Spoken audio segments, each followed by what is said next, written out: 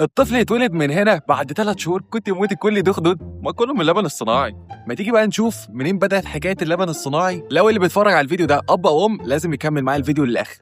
الموضوع بدأ سنة 1800 حاجة و60 كده. العلماء بدأوا ياخدوا بالهم إن حالة الأمهات بدأت تخستح، بس الكلام ده في ألمانيا، إحنا هنا كنا الله ينور.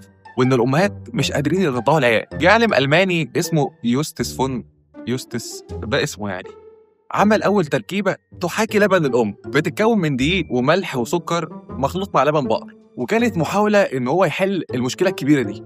الشركات هتسكت؟ أكيد لأ.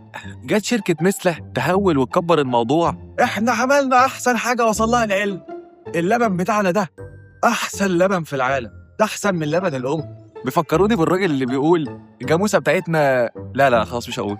تعالوا نتكلم بقى بجد. الشركات دي كانت بتروح الدول الفقيرة وتوزع عليهم عينات مجانية عشان يعتمدوا على اللبن ده كمصدر أساسي بدل الرضاعة.